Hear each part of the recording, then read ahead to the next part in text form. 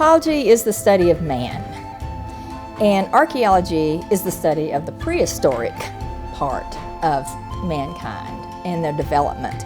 And I just don't see how we could actually even understand where we are today unless we understand, one, where we came from, how we got here, and the other cultures.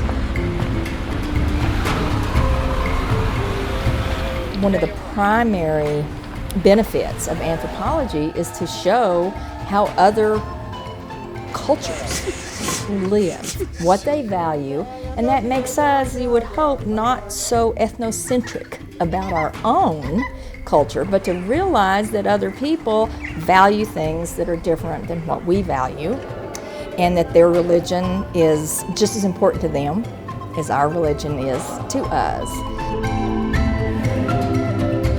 Every place has specific histories, and they're all very exciting.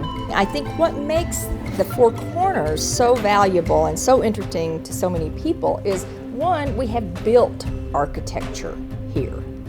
So when people come into the area, they want to go to Mesa Verde. And it also has the ties, direct ties to contemporary Puebloan groups. You know that these are the prehistoric Puebloans.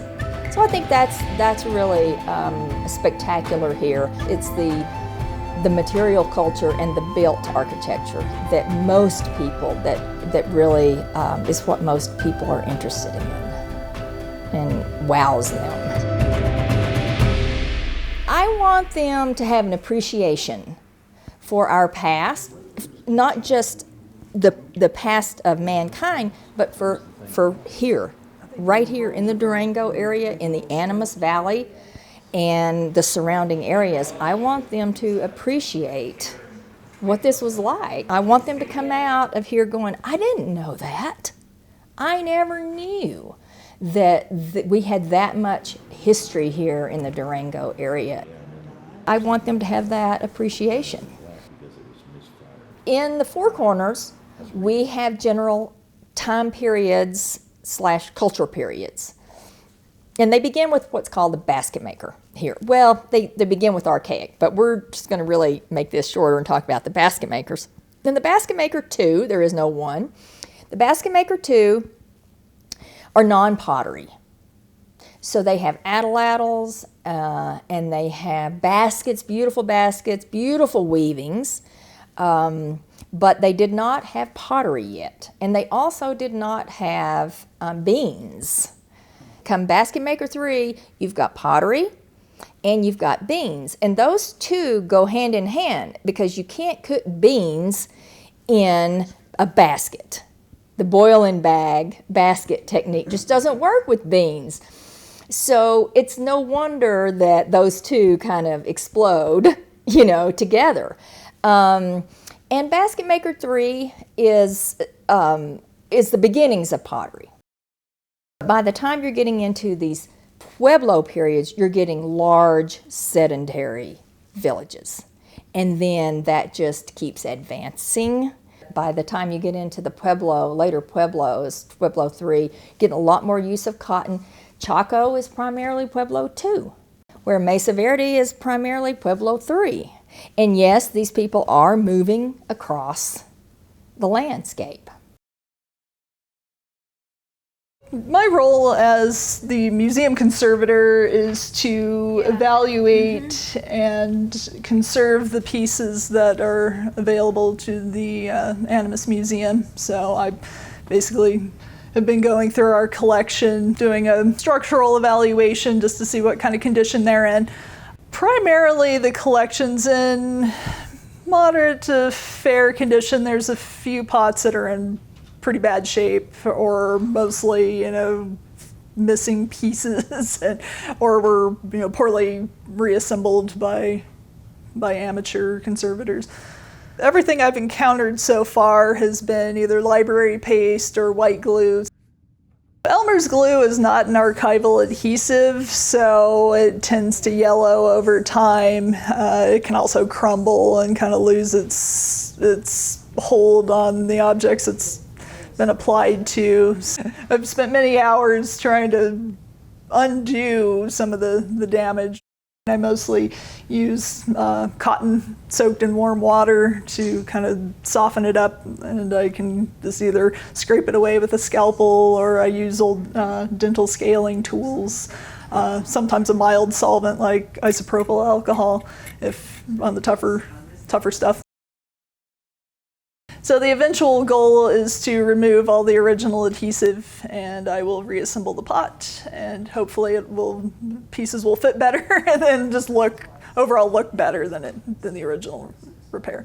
By the end of the grant, we'll have worked on several hundred individual pot sherds and probably at least 4 or 5 intact vessels or mostly intact vessels. My goal as a conservator is to try to return these objects to their original glory. I try not to embellish too much. I just want to get them repaired and reassembled in a way that was as true to their original state as I can.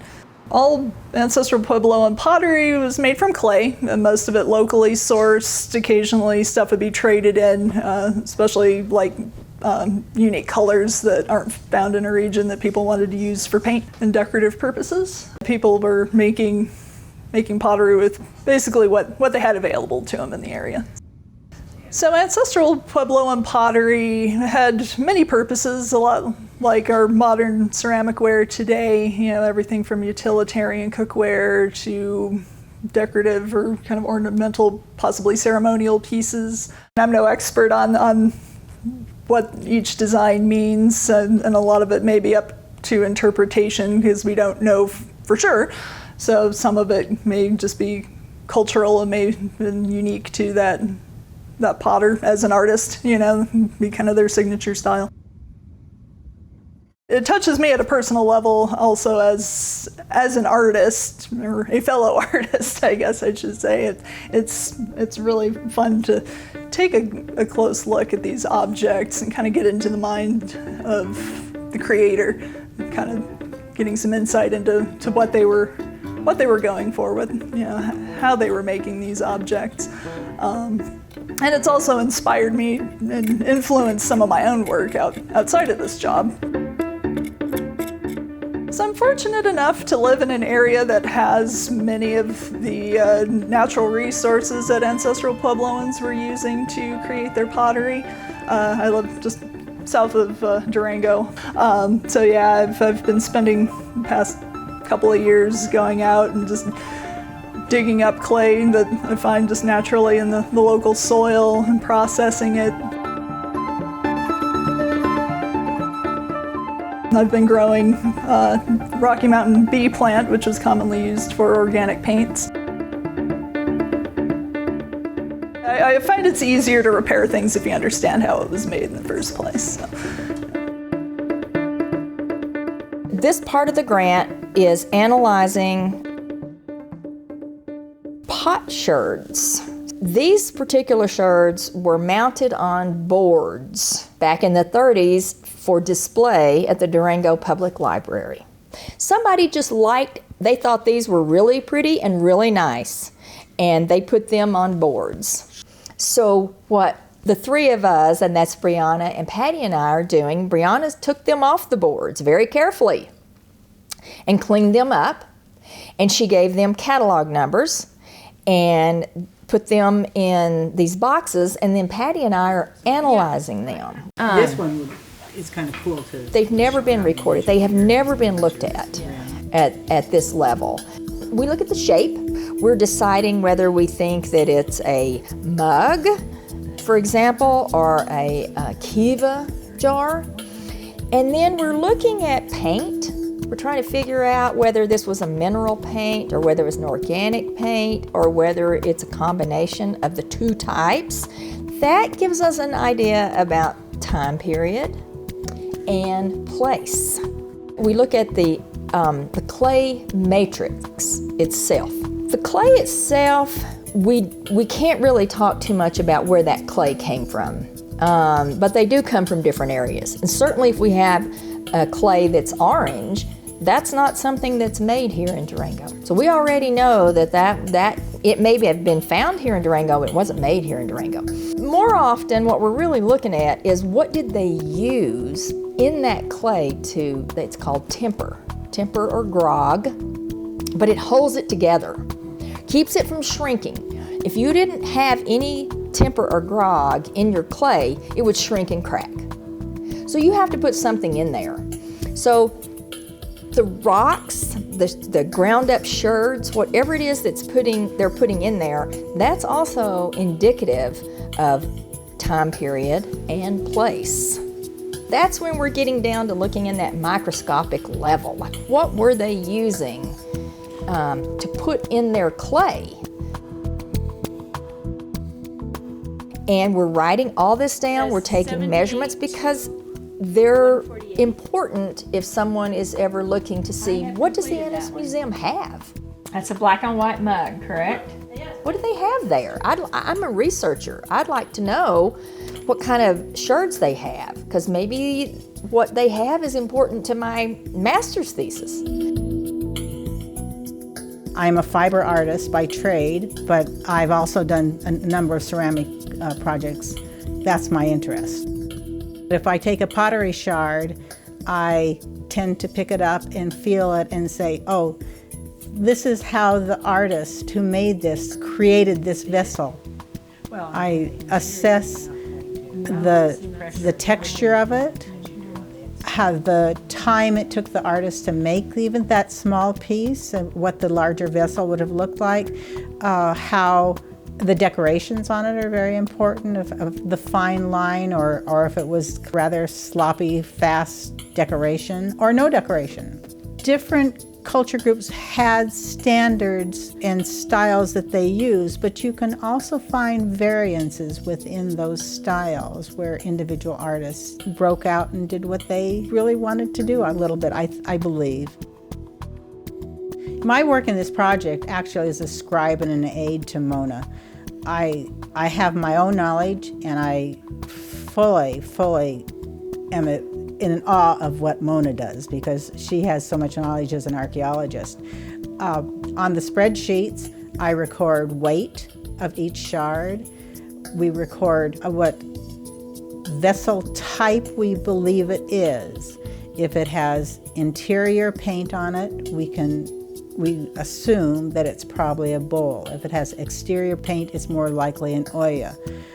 It's my job to record that accurately, which I take great pride in, to make sure that that documentation is done for further investigation. Even though this may seem like a small project, it's an important project. Even though we don't have a lot of provenance on these pieces, these individual artifacts can tell stories on their own.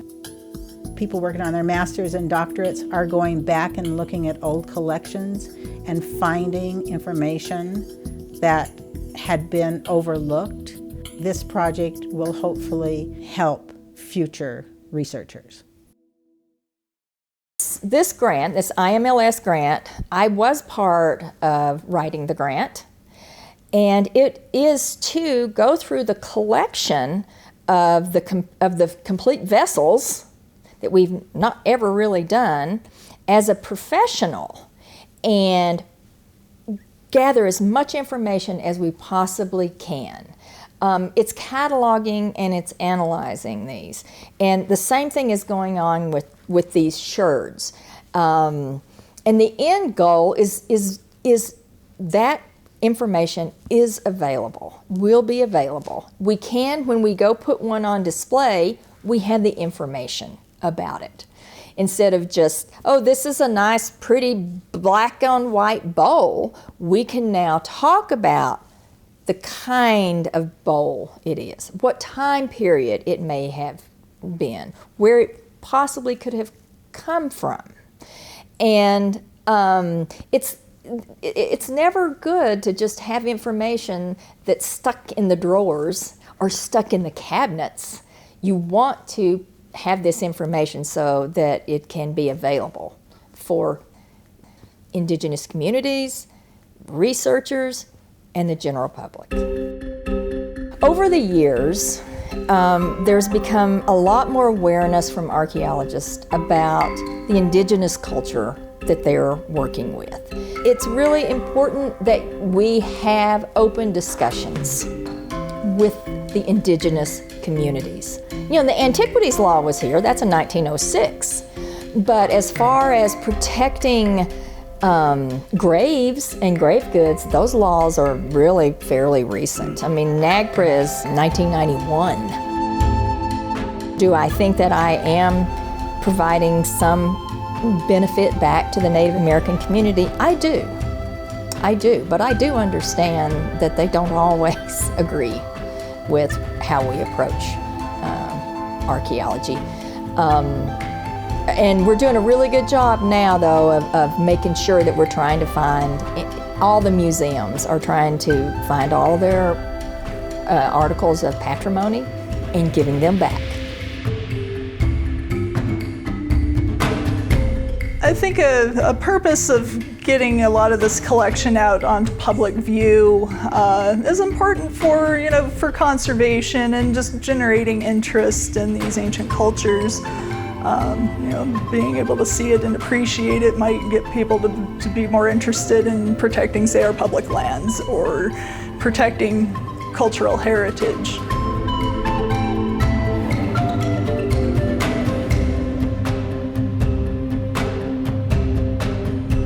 I cannot believe that they could put this piece back together as well as they have. It's amazing.